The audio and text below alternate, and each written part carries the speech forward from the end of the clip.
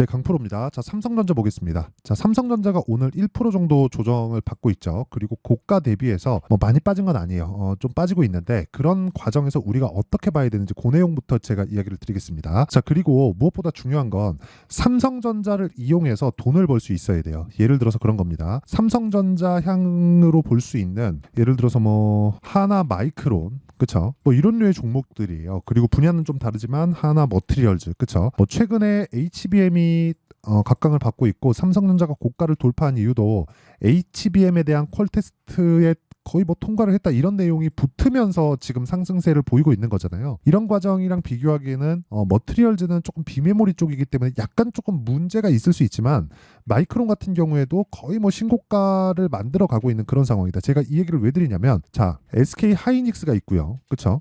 그리고 한미 반도체가 있죠. 자, 이렇게 보면 어떻습니까? SK 하이닉스가 강한 움직임을 보일 때 한미 반도체도 여지없이 강한 움직임을 보이죠. 변동폭 보면 뭐가 더 클까요? 한미 반도체가 큽니다. 근데 한미 반도체가 잡주일까요? 아니요.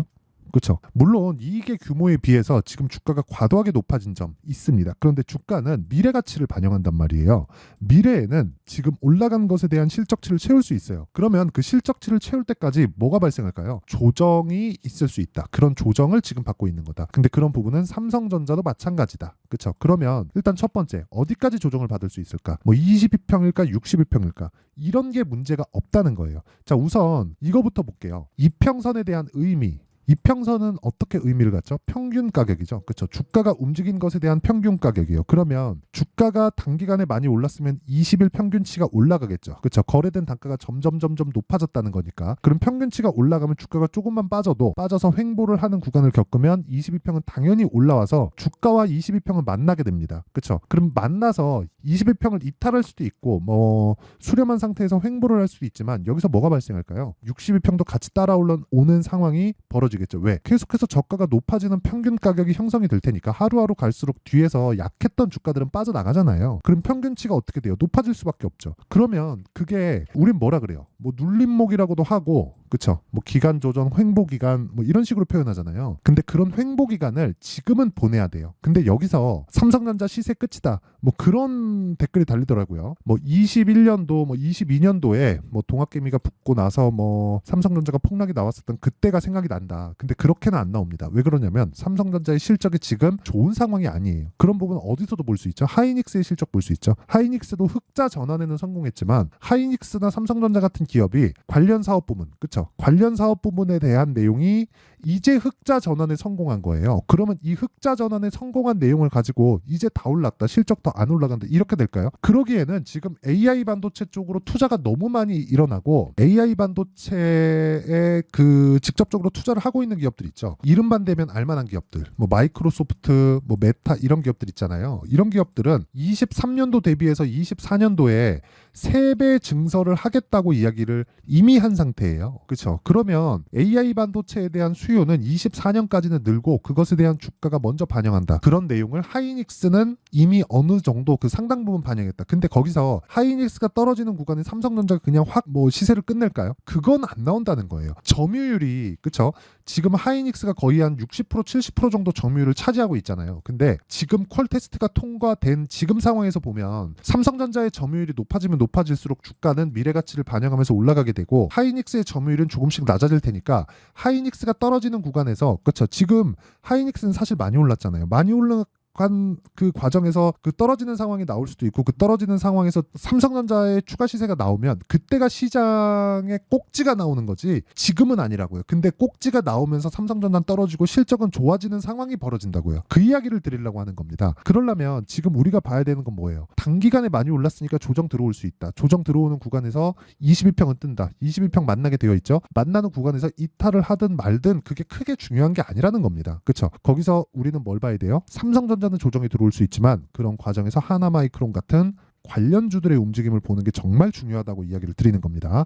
자, 그러면 이 내용에 대해서 가장 중요한 게 뭐라 그랬어요? 타점이라 그랬죠. 왜? 앞서서 말씀드렸죠. 주가는 실적보다 가격이 더 빠르다. 즉 선반영한다. 이게 원리라고 이야기를 드린 거예요. 지금까지 한 이야기가. 즉 주가가 먼저 올라갔으니까 조정은 들어올 수밖에 없고 조정이 들어오는 과정에서 지금 끝이다 아니다를 보는 건 실적을 보라고. 실적이 만약에 굉장히 잘 나오고 전환기에 접어들었다면 그 실적에 대한 그 전환기에 접어든 그런 상황, 그리고 높아지는 그런 상황 때문에 우리가 숫자를 채워야 돼요. 그 숫자를 채워야 되는 건 부담 요인으로 다가옵니다. 그 숫자를 못 채울 수도 있으니까. 그러면 지금은 뭐예요? 이제 흑자 전환에 성공한 거잖아요. 그러면 지금부터 한 분기, 두 분기, 길면 세 분기, 네 분기까지도, 그쵸? 길면 1년까지도 주가는 앞을 반영할 수 있다. 그쵸? 그런 부분 6개월 선행한다고 했으니까 앞에 1년치를 반영한다고 하더라도 이미 6개월 정도는 추가 시세가 가능하다. 그리고 아직 고가 돌파를 못했다. 이게 삼성전자를 봐야 되는 이유고 관련주들로 인해서 충분한 수익을 볼 수 있는 이유입니다. 그렇죠? 결과적으로 보면 삼성전자를 토대로 우리가 관련주들을 공략을 했을 때 꾸준한 수익이 가능하다. 그리고 내가 지금 삼성전자에 물려 있다면 지금은 매도하면 안 된다. 그렇죠? 그러면 결과적으로는 보유의 기술이고 보유 전략이 필요하다는 거죠. 그 내용에 대한 부분을 여기 삼성전자의 가격과 단기 보유 전략으로 내용 준비를 해놨습니다. 자, 단기는 제가 2주 동안 보유하는 전략이고요. 2주 동안 보유한다는 건 뭐예요? 2주 안에 수익 전환을 시킬 수 있는 가격을 잡는 것. 이게 중요하다고 이야기를 드리는 거고, 이 내용을 제가 지금 원리에 대해서 이야기를 드리는 것도 뭐 한 6분, 7분 이렇게 가버리니까 이런 부분을 가지고 어떻게 타점을 잡고 어떤 상황에 대한 부분을 일일이 다 이야기를 하면 너무 긴 시간이 걸릴 수 있고요. 그쵸? 영상도 좀 지루해질 수 있기 때문에 이런 식으로 제가 내용 준비를 해온 거니까 양해 부탁드리지만 다 무료로 공개하도록 하겠습니다. 그래서 구독과 좋아요 이 두 개 부탁드리고요. 상단에 있는 전화번호로 삼성전자, 자 삼성전자라고 문자 보내주시면 제가 삼성전자의 가격과 단기 보유 전략을 모두 공유를 해드리도록 하겠습니다. 여기 19페이지에 걸쳐서 만들어 놓은 자료니까 함께 사용하시면 되고요. 그리고 공부 많이 하셔야 됩니다. 자, 그러면 이 내용을 이해했을 때 우리가 어떤 매매를 할 수 있는지 그 내용부터 보도록 하겠습니다. 자, 내용 한번 보시면 지금 자람 테크놀로지가 나오는데 어떤 상황입니까 지금? 그렇죠. 돌파 구간에 공략했을 때 어느 정도 나와요? 75%. 왜 돌파 구간에 공략했을까요? 가격이 먼저 반영하니까. 자람 테크놀로지는 앞으로 실적이 좋아질 수 있는 상황, 즉 AI 반도체 관련된 상황이 있는데 그런 부분보다 가격이 먼저 뜬 거예요. 그럼 우리가 가격 확인하고 매매를 했을 때, 그쵸? 3일 동안 75% 정도의 수익 구간에서 매도를 할 수 있다. 근데 모든 종목들을 내가 뭐 전 구간에 걸쳐서 다 수익을 낼 수는 없어요. 아쉽게도 이쪽 구간에서 매매를 못했습니다. 뭐 예를 들어서 이런 거예요. 뭐 가온칩스나 그런 종목들을 보더라도, 그쵸? 제가 1월 달에 매매를 했지만 그 이후에 추가적인 시세 구간에서는 매매를 못했죠. 이 구간에서는 제가 그 다른 반도체 종목을 공략을 했는데 아까 전에 말씀드렸었던 뭐 자람 테크놀로지 같은 종목들도 그 중에 하나고요. 뭐 네페스 아크 같은 경우에도 그쵸 돌파 구간에 공략했죠. 이것도 반도체 종목입니다. 어떻습니까? 32% 며칠 걸렸죠? 2주 안 걸렸죠. 뭐 다른 종목을 봐도 마찬가지입니다. 뭐 DI나 그런 종목을 보더라도 그쵸 충분한 수익 구간에서 매매가 가능하다. 18%, 22%, 26% 그쵸 3월 초 그리고 뭐 4월 초 뭐 이런 식으로 매매가 계속 진행되지만 모두 다 뭐가 됩니까? 돌파 구간에 공략을 하고 있다는 점 이 부분에 주목을 하셔야 됩니다. 그렇죠? 자, 그리고 이런 내용을 제가 여기 소통방에서 다 공유를 하고 있고 10억 만들기 프로젝트를 진행하고 있다. 자, 내용 보시면 뭐 KESP, 덕산테코피아, 뭐 가온전선 이런 종목들인데 가온전선 같은 경우에도 보면 보세요. 언제 공략했는지 보면 명확하게 나오죠. 오늘 매수해서 오늘 팔고 뭐 크진 않아요. 뭐 한 3% 정도 수익 구간에 있는데 모두 다 뭐가 됩니까? 돌파 구간에 공략을 한다. 그리고 그런 부분을 제가 장 시작 전에 그렇죠? 장 시작 전에 다 공개를 합니다. 이렇게 장 시작 전에 공개를 할 수 있는 이유는 아까 전에 말씀드린 내용 때문에 그래요. 주가는 먼저 올라가고 모두 다 신고가 종목만을 공략하기 때문에 그렇고요. 이런 내용을 제가 소통방에서 다 공유를 하고 있고 그리고 매매하는 과정에서 내가 어떻게 매매를 해야 되고 어떻게 판단해야 될지 모르겠다 하시는 분들은요. 다 소통방에 들어오시면 되고요. 다 무료로 진행합니다. 자, 그래서 구독과 좋아요 이 두 개 부탁드리고요. 상단에 있는 전화번호로 소통이라고 문자 보내주시면 제가 소통방 입장 링크를 순차적으로 공유를 해드리도록 하겠습니다. 자, 내용 정리 한번 할게요. 주식시장은 미래 가치를 가격이 먼저 반영한다. 그렇기 때문에 올라가는 종목을 해야 돼요. 왜? 올라가고 있다는 건 가격이 먼저 반영하면서 앞으로 좋을 부분이 있다는 내용이 되는 거니까. 그렇죠? 그러면 그런 구간에 우리가 타점을 잡을 수 있어야 되고 그 타점에 대한 부분이 아까 전에 말씀드렸었던 단기 보유 전략 그리고 그 내용에 대한 부분 실시간 내용을 소통방에서 공개를 하고 있다. 그리고 이런 식으로 장 시작 전에 다 공개를 하고 있으니까 다 들어오시고요. 자, 이 내용을 지금 상황에 대입해 보면 어떻게 될까요? 지금 강한 신고가 돌파 종목군들이 뭐가 된다는 거예요? 시장의 주도주가 된다. 자, 그 종목군들을 내가 어떻게 판단하고 어떻게 매매해서 어떤 식으로 그 분류를 다 짓고 매매 구간에 활용할 수 있을지 그 내용을요 다 이해시켜 드리도록 할 테니까 영상 끝까지 시청하시고요.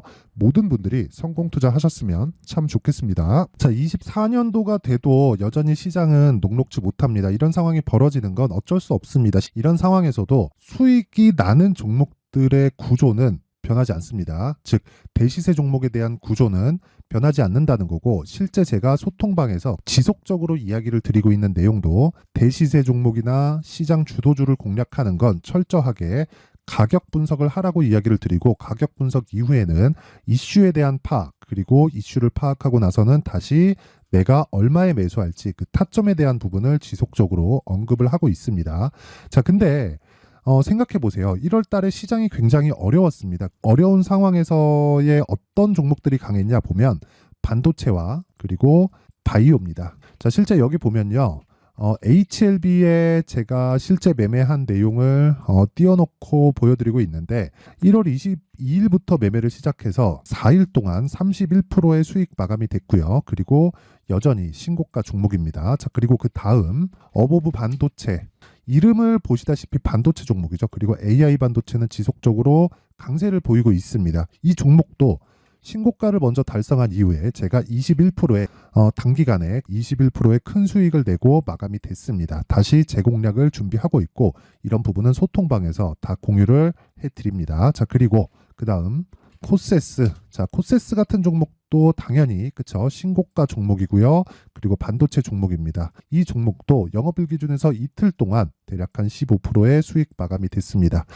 내용을 한번 보시면 어떻습니까? HLB를 포함해서 뭐 30%, 20%, 뭐 15% 이런 식의 수익이 지속적으로 발생하고 있는데, 이 세 종목 모두 다 신고가 종목이고 1월 달에 시장이 약세를 보이고 있는 구간에서도 강했었던 그런 종목입니다. 특징점이 하나 있는데, 그 이슈에 앞서서 가격이 먼저 반영했다는 거죠. 자, 근데 그게 기업 밸류업 프로그램이라고 하죠. 그 종목들도 마찬가지입니다. 오늘은 그 부분에 대해서 이야기를 드릴 텐데, 그렇게 제가 가격을 먼저 보고 이슈에 대해서 파악하는 이유는 결과적으로는 큰 시세를 먹기 위한 사전 준비 작업입니다. 실제로 큰 시세를 먹기 위해서 사전 준비 작업을 했을 때 여기 레인보우 로보틱스 127%, 그리고 ISC 98%, 그리고 한미반도체 97%의 큰 수익을 내는 상황을 만들 수 있습니다. 어떤 식으로 소통방에서 진행됐는지, 그쵸? 그 상황을 제가 이야기를 드린 건데, 이런 상황도요 당연히 신고가를 공략했을 때 가능한 겁니다.